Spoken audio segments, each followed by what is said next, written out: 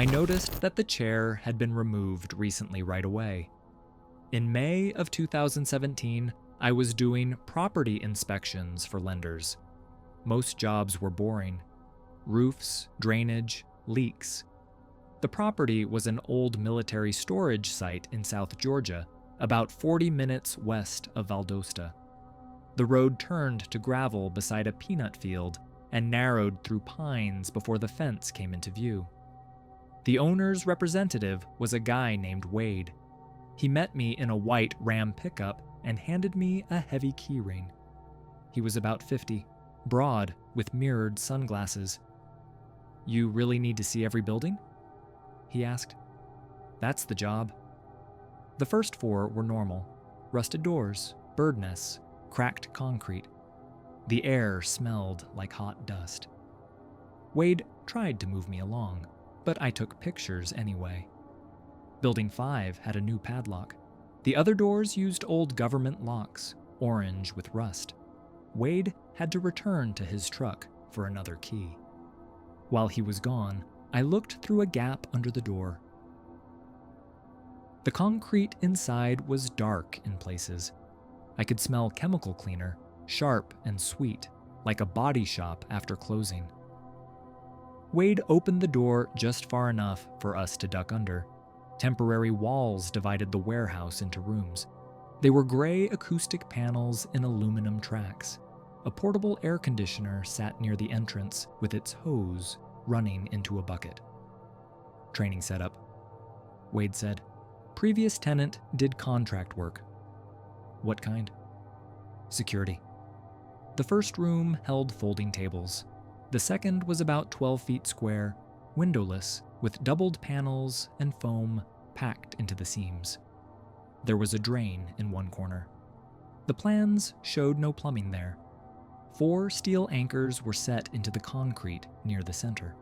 Fresh tool marks circled the bolts. Whatever had been attached was gone, but the pattern matched the base of a heavy chair. A dark brown smear ran from one anchor toward the drain. I crouched and touched the edge with a paper tab. It flaked at the surface.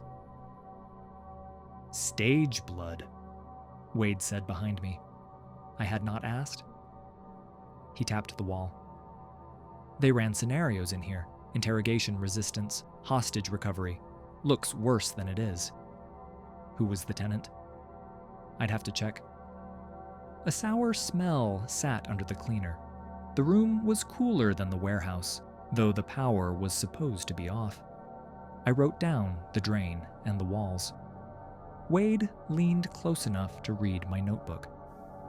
"Those partitions are being removed," he said. The far wall was dented at shoulder height. I figured equipment had struck it.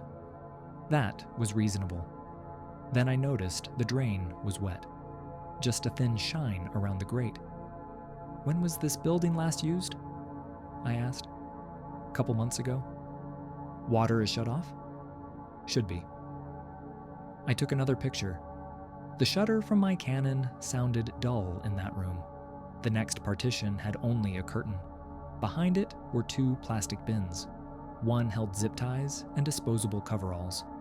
The other held photographs. Wade moved fast when he saw them. "Old training junk," he said, bending down. I picked up the nearest photo first. It showed a man in a chair against the same wall, wrists secured in front. Someone outside the frame had a hand on his neck. His expression did not look staged. A white card with the number 12 was taped beside him. Wade held out his hand. "Those aren't part of your inspection." "Why are they numbered?" "Training records." "These people employees?" "Actors, probably." He said probably in a way that made me look at him. There were 7 photos, all adult men against that wall. One was barefoot. Another had a cloth hood around his neck. I photographed them. Wade watched, but did not stop me. The last picture was partly stuck under the bin. When I pulled it free, I recognized the man. His first name was Evan. I had seen him on local news and on a missing person flyer outside Tifton. He was a freelance reporter who had disappeared the previous fall while covering private detention contracts. The crooked front tooth was the same. In the warehouse photo, Evan sat against the wall. The number beside him was 19. This one an actor too? I asked. Wade looked down. For half a second, his face changed. Then he laughed once. Could be anybody. I've seen him before. People look alike. He took the photo and placed it face down. A sharp metal bang came from behind us, probably the roof cooling in the heat.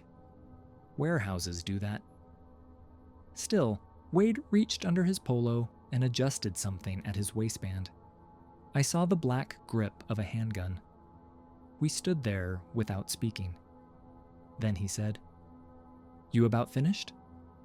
I told him I still needed exterior measurements. My voice sounded normal, which surprised me. Outside, cicadas were loud in the heat. Wade stayed beside me while I entered notes. "You don't need all that detail," he said. "The bank only cares if the place is standing. They care about liability too. There isn't any." I finished without arguing and marked the property serviceable. I did not mention the photographs in the report. That sounds bad. I was behind a locked gate with no signal, and Wade's truck blocked the road out. The report could wait. At the gate, he unlocked the chain. "Send me a copy when it's done," he said. "The lender gets it. I'll get it from them." I drove south until my phone showed 2 bars, then uploaded every image from a Dollar General parking lot. I copied them into a second cloud folder. When I zoomed in, the tooth matched. So did a dark mark below Evan's left ear. I called a state investigator named Lewis from an old arson claim and left a message about the missing person. That night, I stayed at a hotel off I-75 in Valdosta. The room smelled damp, and the wall unit rattled. I put my field notebook inside my laptop bag. The camera card went into my jeans. Around 10, Lewis called back. I told him the basic facts. He asked me not to email anything yet, and we agreed to meet the next morning at a Waffle House near the interstate. At 2:20 a.m., I woke because the air conditioner had shut off. The room door was open about an inch. The safety latch hung loose. One screw had been pulled from the frame. I stayed in bed and listened. Someone was walking toward the stairwell. By the time I reached the door, the hall was empty. My laptop bag had been opened. The computer, wallet, camera, and cash were still there. Only the notebook was gone. Hotel security called police. The hallway camera had been covered with a plastic cup. The lock log showed a manual override. I met Lewis after sunrise, gave him the card, and opened the cloud folder on his laptop. The photo of Evan was there, but his face was destroyed. A rough black block covered his eyes and mouth. I thought someone had edited the upload. Then we checked the second folder and the camera card. Same damage in all 3. The marks were part of the original files. They had been there when I took the picture, even though I had looked at the camera screen in the warehouse and seen Evan's face. Lewis asked whether I could identify him without it. I said I could. He asked what I had written in the missing notebook. I told him everything I remembered, including the number taped to the wall. "Which number?" he asked. I opened my mouth and realized I was no longer sure whether it had been 19 or 17. By noon, the owner had an attorney, and Wade stopped answering. 2 days later, another crew found Building 5 empty. The partitions and anchors were gone. The concrete under the chair had been cut out and patched. My final report said the site had no material deficiencies requiring immediate action. I kept the photographs in a separate archive. Evan's file is still there. His face is still blacked out. When Wade corrected me, I assumed he was nervous about being recorded. By the fourth correction, all of them about the same former employee, I stopped believing that. I was freelancing for a regional magazine in February 2020. I had been sent to profile a family furniture factory outside Lenoir, North Carolina. It sat beyond a Dollar General and a small Baptist church, with pickups covering the gravel lot. Wade owned the place. He wore a khaki work shirt and gave polished answers. His brother Clay ran shipping. His wife Donna handled payroll. The office smelled like burnt coffee and polish. A saw kept starting beyond the wall, then cutting off. I set my phone on the desk and asked about skilled workers. "We had a finisher named Nolan," he said. "Best one we ever had. Trained half the crew." "Does he still work here?" Wade glanced at my phone. "No, moved to Tennessee." Then he leaned closer. "Actually, make that South Carolina. His sister's near Rock Hill." I said I could leave the location out. "Better," he said. Later, Wade said Nolan had fixed a stain problem on a 2019 order. "So Nolan was here last year?" I asked. Wade looked toward the door. "That was Eli. Nolan left in 2018. He paused, then changed it to late 2017. I marked the timestamp. I figured he was hiding some payroll issue. Nothing more. After the interview, Wade offered me a tour. We put on safety glasses and went through a steel door. Sanders whined and air hoses snapped against the concrete. Fresh-cut wood smelled sweet until a chemical odor near finishing caught in my throat. Wade introduced me to Clay near a wrapped pallet. I mentioned Nolan.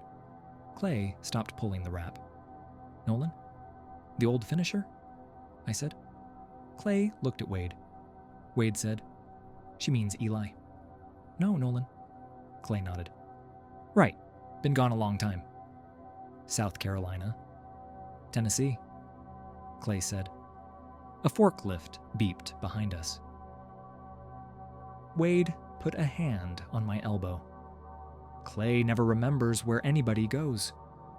We passed an old punch clock and a board of plastic sleeves holding time cards. The current week was clipped in front. Nolan's name was on one card.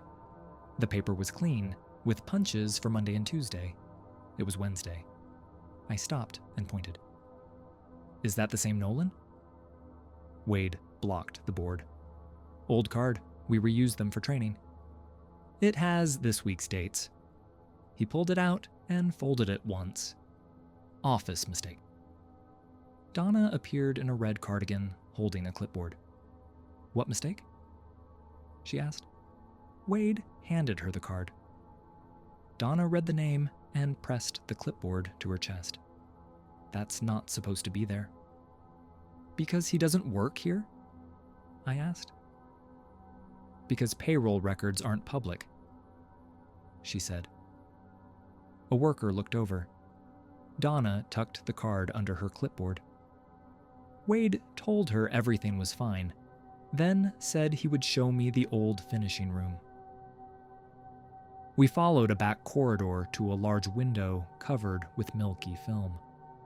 Wade said the room behind it had been unused for years because the ventilation system no longer met code. While he spoke, someone crossed behind the glass. The shape stopped. I could make out a man's head and shoulders, one hand pressed flat against the glass. "Who's in there?" I asked. Wade looked at the window. No one. The hand stayed there. A scratched patch near the bottom showed a brown work boot, sawdust packed around the sole. Wade moved between me and the glass. "Reflection," he said. There was nothing behind us that could make it. A dull tap came from inside, then another. Clay and Donna had followed us. I had not heard them. Clay said, "That room hasn't been used since Dad was alive." 12 years, Donna said. "Closer to 15, Wade said. The hand vanished. I asked if there was another entrance. Wade gave a short laugh.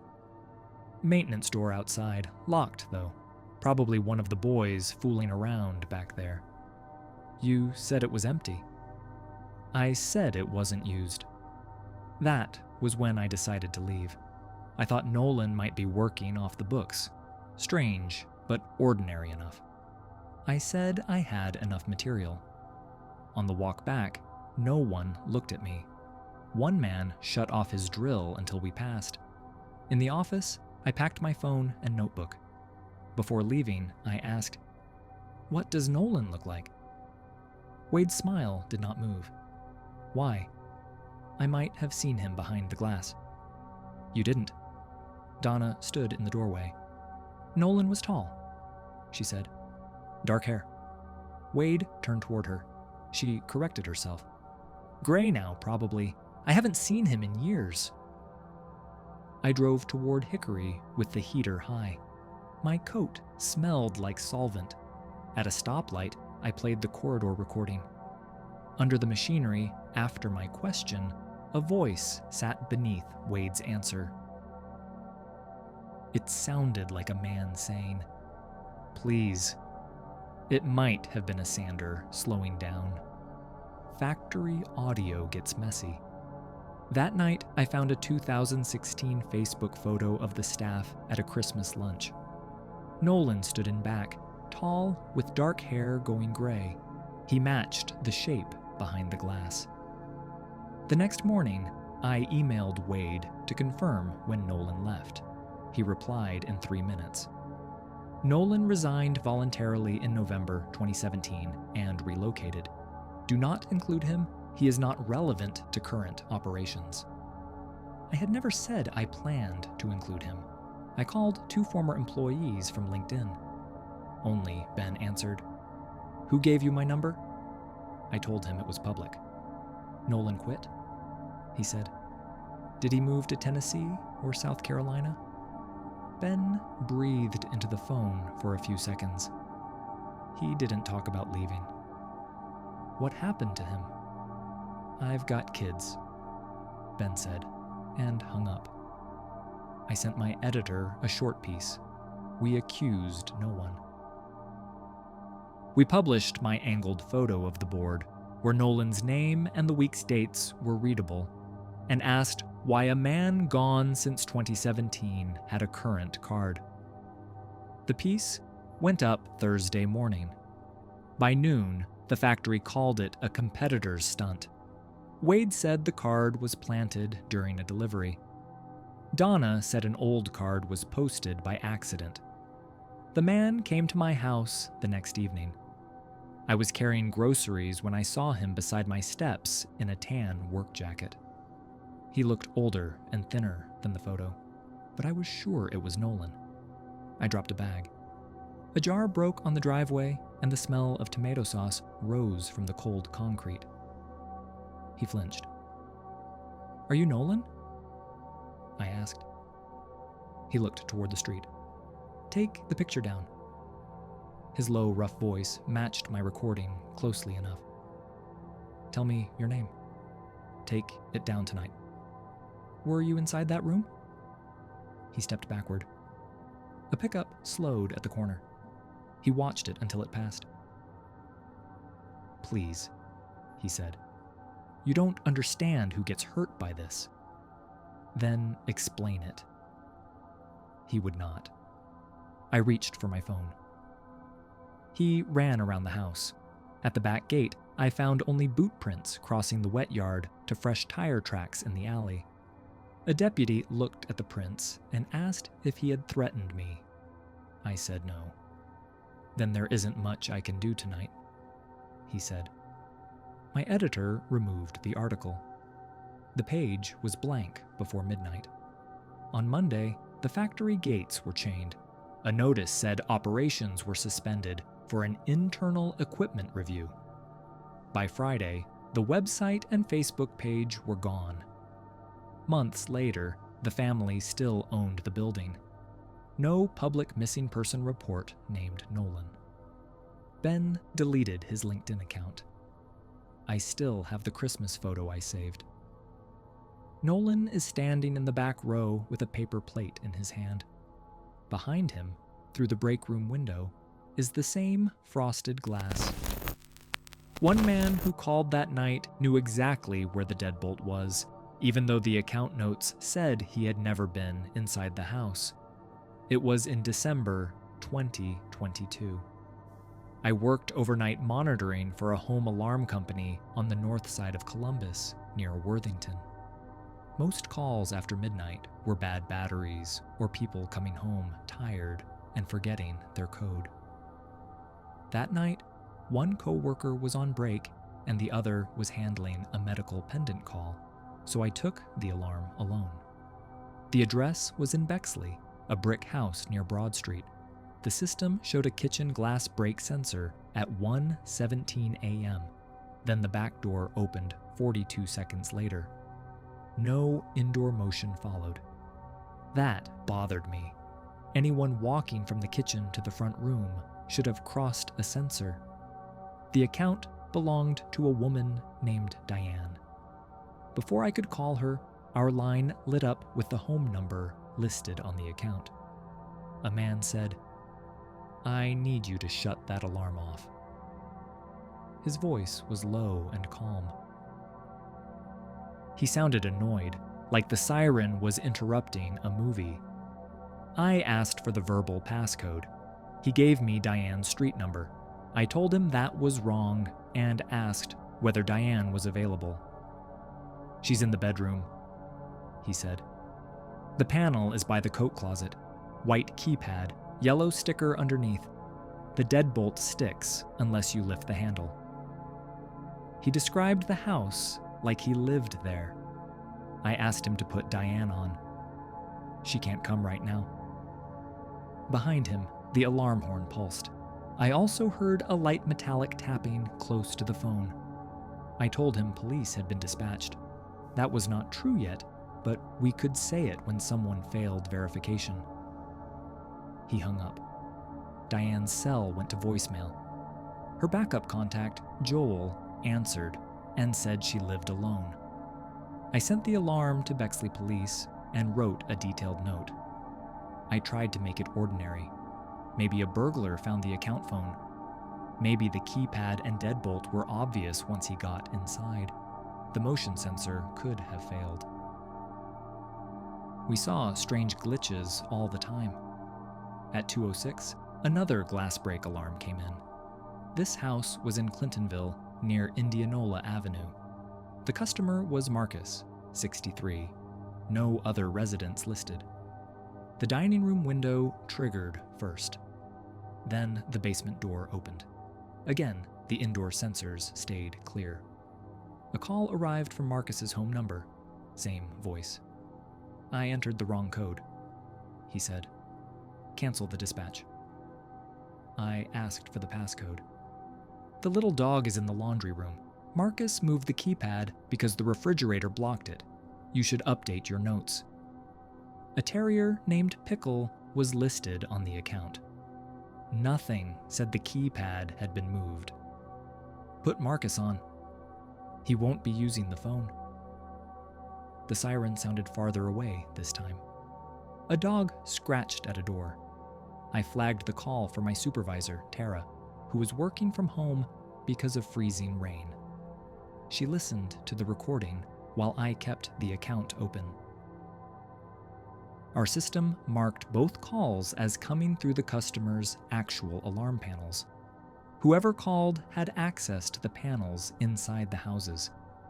Tara told me to notify police and block remote disarming. I did.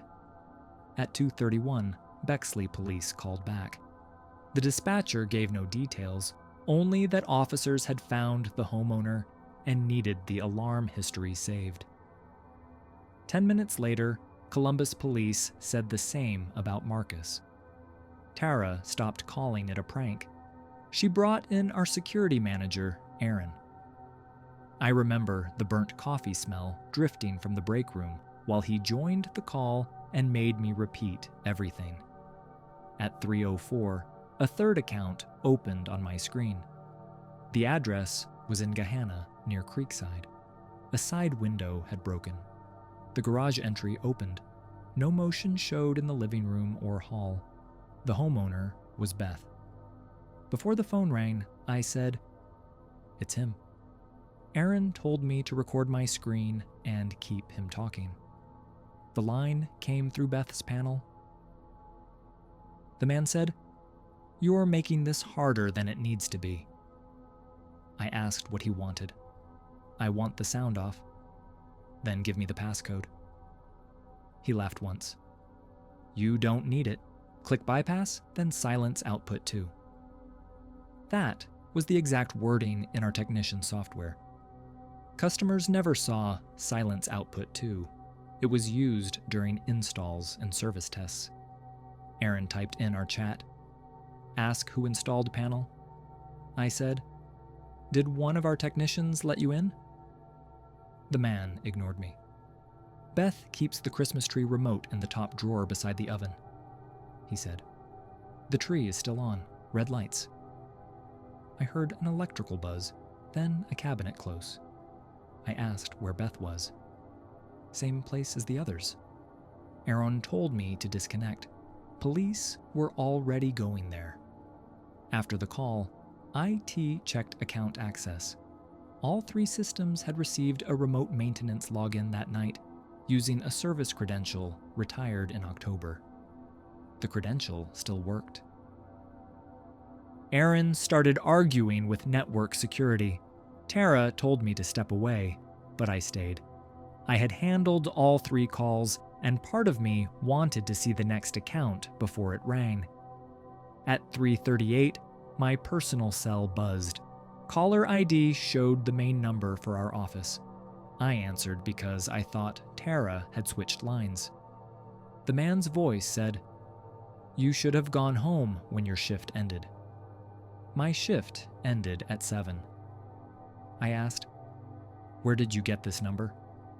"Your apartment is easy to find. 2nd floor, end unit, kitchen on the right, small bathroom across from the bedroom, folding table against the living room wall because the real table doesn't fit."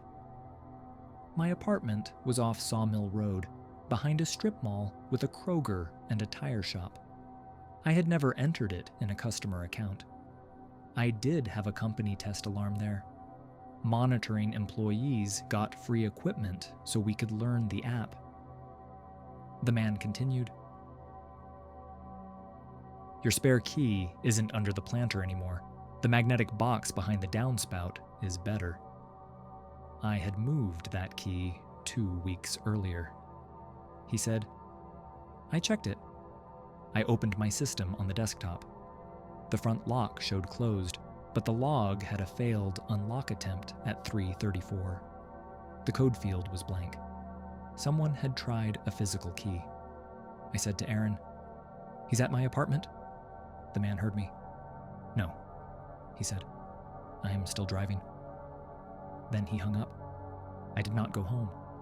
Aaron called 911 while I opened the installer controls for my own system. I triggered the siren, turned on every connected light, locked the front and bedroom doors, then disabled keypad entry. For almost a minute, nothing happened. Then the hallway camera sent a person alert. A man in a dark work jacket and knit cap came up the stairs, carrying a black tool bag. Our company logo was on his chest. He stopped at my door and tried the knob. Then he used a key. It entered the lock, but would not turn. He stepped back and looked at the camera. A plastic technician badge hung from his pocket. It had no photo, only a blue stripe and the word contractor. He tried again, then pulled a thin pry tool from the bag. When the siren changed tone, a neighbor opened a door at the far end of the hall. The man grabbed the bag and left through the stairwell.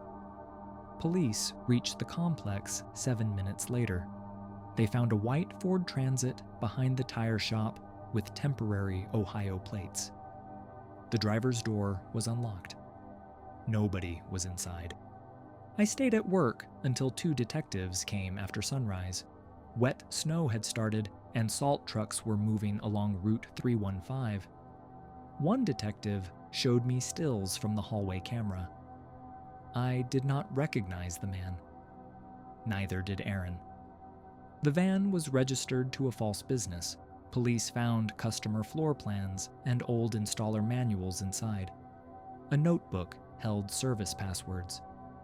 3 pages had my apartment information copied from an employee equipment form. They also found Diane's phone, Marcus's watch, and Beth's Christmas tree remote. My spare key was in the cup holder.